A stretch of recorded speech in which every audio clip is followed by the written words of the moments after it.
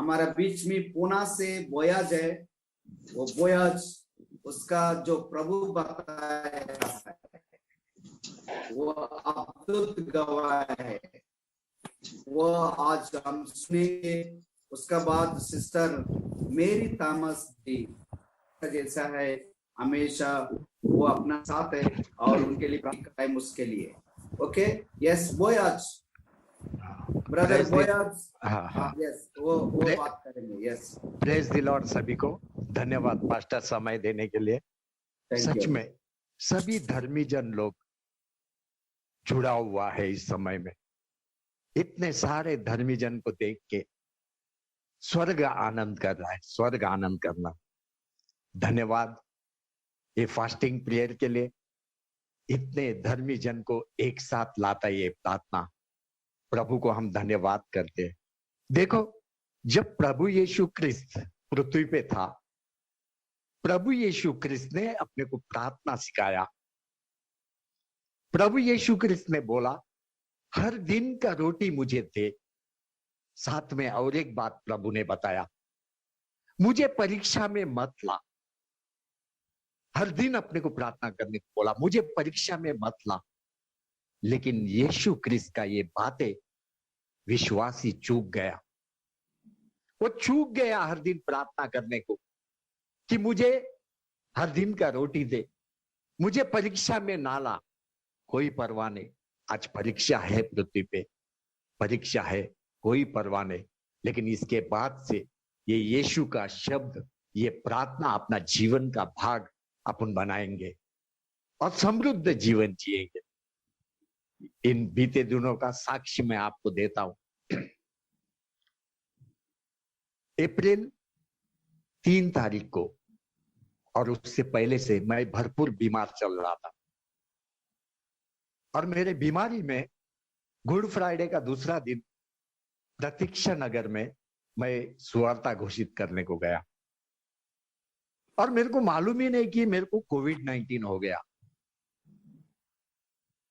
और वो कोविड-19 ने मेरा फेफड़ों को भी नुकसान पहुंचाया, मुझे ये सब पता नहीं। वहां पे जाके शनिवार का दिन मैं सुवार्ता घोषित किया, तब वहां पे प्रभु ने मुझे बताया एक बात। बोला कि 8, 9 तारीख और 10 तारीख का 3 दिन का जो उपवास प्रार्थना है वो प्रतीक्षा नगर में नहीं होएगा। मैं बोला प्रभु ये बात बता रहा है, मतलब ऑनलाइन में होएगा या कुछ ऐसा, शायद फिर से लॉकडाउन होता होगा। तो उसी समय में और एक बात प्रभु ने मेरे को बताया। बोला बोयाज ये दुनिया में तू भी नहीं रहेगा। बोला बोयाज ये दुनिया में तू भी नहीं रहेगा। मेरा परिस्थिति उतना खराब हो चुका था, मुझे पता नहीं, लेकिन फिर भी मेरा परमेश्वर मुझे श्वास का पूर्ति कर रहा था। मैंने तुरंत पास्टर जी से प्रेयर कराया। प्रतीक्षा नगर में ऊपर एक कमरा है, वहां पे जाके भोजन किया। किसी को भी मैं बताया नहीं। कैसा बताऊं, क्या बताऊं कि परमेश्वर ने बोला कि तू दुनिया में नहीं रहेगा, कैसा बता सकता है? किसी को कुछ बताया नहीं मैंने। भोजन किया, वहां से निकला मुंबई से, पुणे में आया। पुणे में आके अपना प्रभु में ध्यान करना चालू किया। इतना चिंता नहीं किया कि मैं दुनिया से जा रहा हूं, नहीं चिंता किया। लेकिन गुरुवार का 8 तारीख का दिन से 3 दिन का उपवास प्रार्थना शुरू हो रहा है, ये मुझे मालूम था और वो लोग ऑनलाइन हो गया। तो गुरुवार का दिन मैं उपवास प्रार्थना में भाग लिया। गुरुवार का दिन पास्टर जी के मुख से शब्द आ रहा था और ऐसा चमत्कार हुआ। वो शब्द मेरे जीवन को छुआ, वो शब्द मेरे जीवन को छुआ जो परमेश्वर ने मेरे को बोला, बोयाज तू पृथ्वी पे नहीं रहेगा। वही परमेश्वर उनके शब्दों द्वारा मेरे जीवन को छुआ।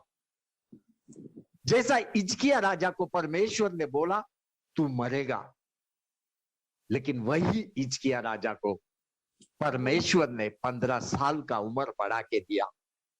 इसी तरह से पास्टर गांधी जी का मुख से जो शब्द आया वो मेरे जीवन को छुआ। उनका मुख का शब्द मुझे जीवन दिया। गुरुवार का दिन पूरा दिन मैं उस प्रार्थना में भाग में था, और दूसरा दिन शुक्रवार को एक 5 या 6 मिनट के लिए मैं प्रार्थना में भाग लिया, लेकिन शनिवार को फिर से पूरा दिन भाग लिया। लेकिन गुरुवार का रात के समय में मेरा परिस्थिति बिल्कुल गिरता जा रहा था, लेकिन गुरुवार को ही मैंने साक्षी दिया कि परमेश्वर ने मुझे छुआ है, परमेश्वर मुझे छंगाई दिया है। रात के समय बुखार बढ़ता जा रहा है, खांसी रुकता नहीं है, एक संघर्ष, मौत के साथ एक संघर्ष मेरे जीवन में। लेकिन मेरा परमेश्वर महान है, सामर्थी है, अद्भुत है। आत्मीय दुनिया में गुरुवार के दिन मेरे प्राण के लिए युद्ध हुआ, युद्ध। दुष्ट बातों के बीच में, पवित्र आत्माओं के बीच में मेरे जीवन के लिए संघर्ष हुआ। गुरुवार का दिन मेरा आखिरी दिन था पृथ्वी पे, लेकिन परमेश्वर का शब्द मुझे बचा लिया, मुझे बचा लिया, मुझे बचा लिया। और मेरे साथ में मेरा लड़की डॉक्टर है। मेरा लड़की को पेशेंट का भेंट करने से उसको कोरोना वायरस हो गया। दोनों भी पेशेंट घर में ही हमने ब्लड चेकिंग के लिए बुलाया ऑनलाइन। उसने रिपोर्ट दिया कि तुम दोनों को भी कोरोना वायरस हुआ। ऑनलाइन हमने डॉक्टर किया, पीसीएम से मैं फोन किया कि कोई हॉस्पिटल बेड मिलेगा। उनका फोन केवल, लेकिन वे भी कुछ नहीं कर सकते, कहीं भी बेड खाली नहीं, हॉस्पिटल में जगह नहीं, परिस्थिति बहुत विकट पुणे में। ऑनलाइन डॉक्टर ने मेरे को बोला कोई परवाह नहीं, तू पहला स्कैनिंग कर। तो मैं बुद्रुक हॉस्पिटल, पुणे में एक बड़ा हॉस्पिटल है, ओला करके गया। जब वहां पे मैं गया, मैं देखा लोग रिक्शा में श्वास के लिए तड़प रहा है। हॉस्पिटल में बोर्ड लगाए, नो वैकेंसी, नो बेड्स। वो अंदर भी नहीं ले रहे, कोई आके उनको अटेंड करने को तैयार नहीं। और ऐसा परिस्थिति में मेरा फेफड़ा पूरा नुकसान हो चुका है, मैं श्वास ले रहा हूं। मेरा परमेश्वर उसके भंडार से मुझे श्वास का पूर्ति कर रहा है। मैं गया, स्कैनिंग किया, स्कैनिंग रिपोर्ट आया कि फेफड़ों को नुकसान हो चुका, राइट साइड का फेफड़ा ऊपर नीचे पूरा खराब हो चुका। और रिपोर्ट डॉक्टर को भेज दिया मैंने ऑनलाइन। लेकिन सच में परमेश्वर महान है, परमेश्वर महान है। वो कभी भी नहीं चाहता है कि कोई भी मृत्यु पाए बिना उद्धार का, कभी भी नहीं चाहता है। क्योंकि पूरा निर्मित, पूरा मानव जाति परमेश्वर का हाथों का निर्माण है, वो कभी भी नहीं चाहेगा। लेकिन मनुष्य खुद अपने को परमेश्वर से दूर लेके जा रहा है, खुद दुष्ट की बातों में आके अपने आप को खो रहा है, अपना जीवन दुष्ट के हाथों में दे रहा है।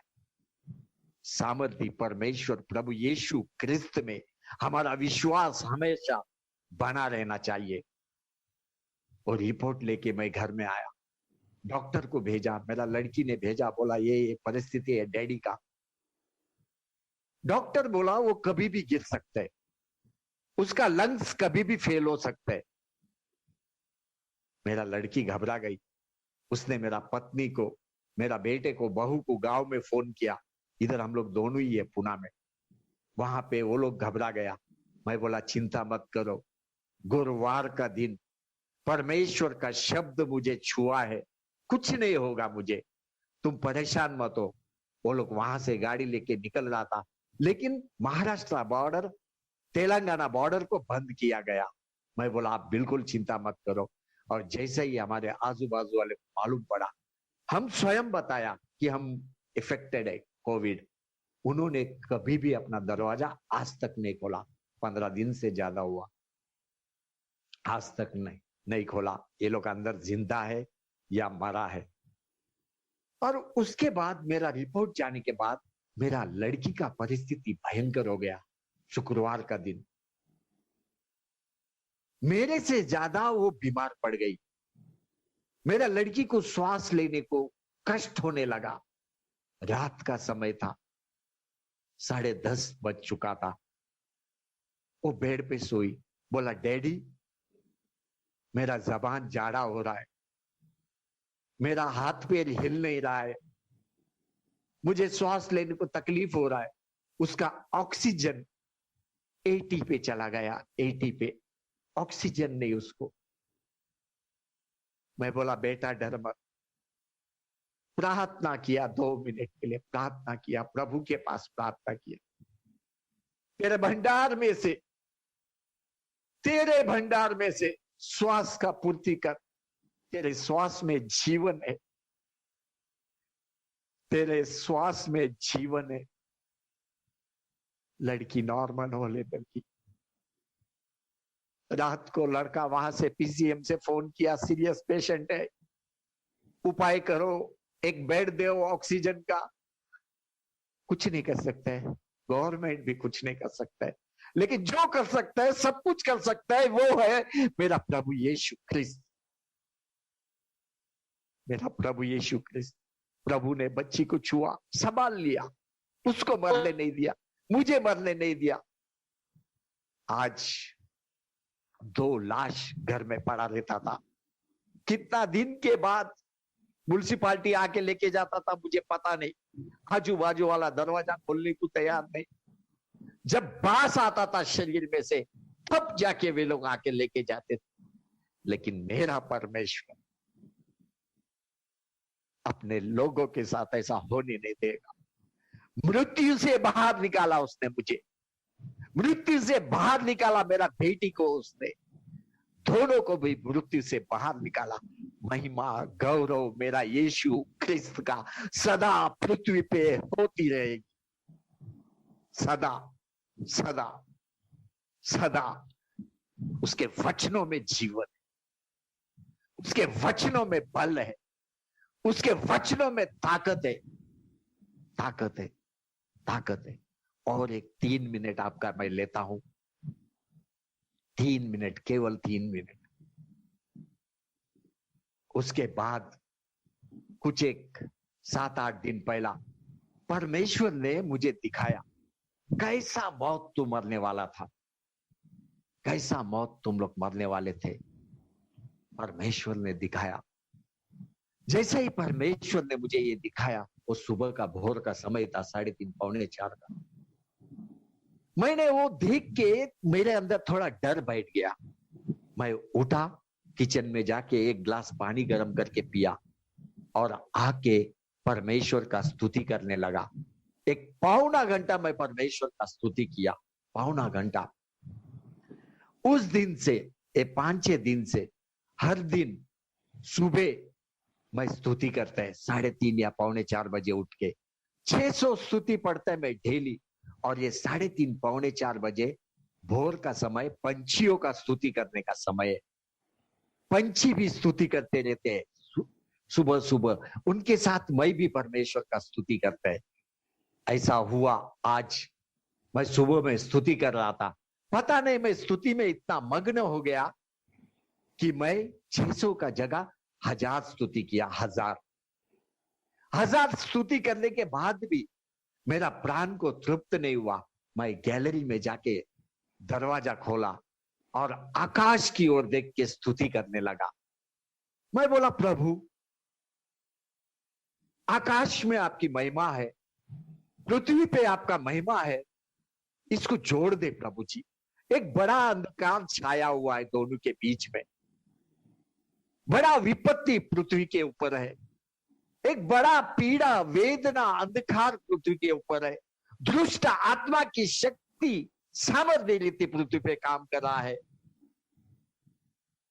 प्रभु को बोला, कार्य कर प्रभु, आकाश में मैं अपने आंखों से देख रहा हूं। कुछ ही समय में आकाश में तारे दिखाई देने लगे, तारे। मैं बोला प्रभु और तारों को पृथ्वी पे चमकने दे, ये सारा बादल जाने दे। कुछ और तारे निकल के आए, मैं धन्यवाद करने लगा प्रभु को। लेकिन कुछ ही सेकंड के अंदर एक बड़ा दिया आकाश के अंदर से निकला।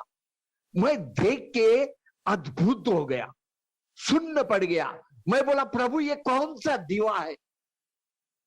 वो दिया आज सुबह में मैं 4:45 के समय में देखा है। वो दिया आकाश में से बाहर निकला, मेरे नजरों के सामने आधा मिनट से 1 मिनट तक था।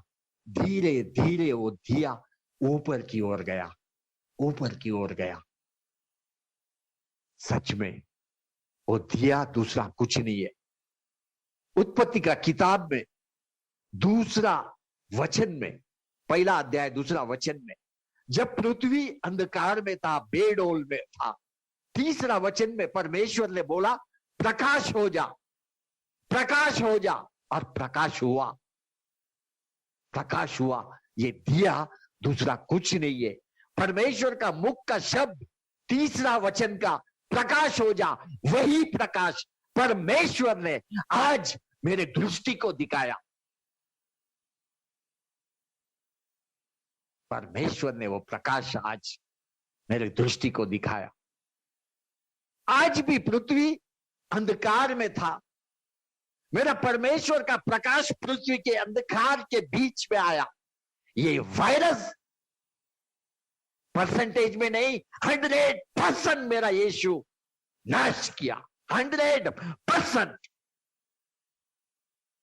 फिर एक बार मेरा परमेश्वर मनुष्य जाति को एक नया शुरुआत, नई आशा, नया विश्वास, फिर एक बार मनुष्य जाति को उद्धार का नया मार्ग। लोग बचाए जाएंगे, लोग बचाए जाएंगे, यीशु में भरोसा करेंगे। ये उनको मौका है। मौत टल रहा है, केवल लोग परमेश्वर के पास विश्वास करके आना है। प्रभु धन्यवाद, प्रभु धन्यवाद, प्रभु धन्यवाद, प्रभु धन्यवाद, प्रभु जी। ये साक्ष्य हर एक के जीवन में बल, शक्ति, सामर्थ्य देने दे। हर एक का भरोसा प्रभु यीशु केवल आप पे बढ़ने दे, क्योंकि आप अद्भुत चमत्कार करने वाला परमेश्वर है। बाइबल के शुरुआत में जो प्रकाश आपके मुख से आया वो कोई सूर्य, चंद्रमा या तारा नहीं था। तीसरा वचन में जो प्रकाश आया वो कोई सूर्य, चंद्रमा या तारा नहीं था। वो अद्भुत प्रकाश पृथ्वी को अंधकार से निकालने के लिए, बनाने के लिए था। वही प्रकाश आज फिर एक बार पृथ्वी पे दिखाई दिया। धन्यवाद प्रभु यीशु, धन्यवाद प्रभु यीशु, धन्यवाद प्रभु यीशु। ये गवाही को आप आशीर्वादित कर, लोगों के जीवन में अद्भुत कार्य कर। और इस समय में फिर एक बार आपकी दासी प्रभु जी, हमारी आत्मीय माता माँ मेरी, उनके द्वारा आप बात करने जा रहे हो। वो सारे शब्द हमारे जीवन को, हड्डियों को, शरीर को बल, ताकत बन के आने दे, और ये वायरस का संपूर्ण नाश करने दे। पृथ्वी को नया एक शुरुआत देने दे, राष्ट्र को शुरुआत देने दे। मेरे भारत देश को भरपूर आशीर्वाद देने दे, और सारा जो दुष्ट बातें भारत देश में, पृथ्वी पे, उसका संपूर्ण रीति नाश होने दे, कमजोर होने दे। यीशु के नाम से एक गवाही को हम सब प्रभु को धन्यवाद देके अपने जीवन में इसका उपयोग करते हैं। प्रभु धन्यवाद इस सुंदर गवाही के लिए। सारी महिमा गौरव आपको यीशु के नाम से, धन्यवाद। आमीन, आमीन, आमीन। बोलो सभी लोग गवाही के लिए ताली बजाइए, प्रभु को महिमा Hallelujah, कीजिए। hallelujah. Glory to God. धन्यवाद। Glory, glory, glory, glory. धन्यवाद। Hallelujah.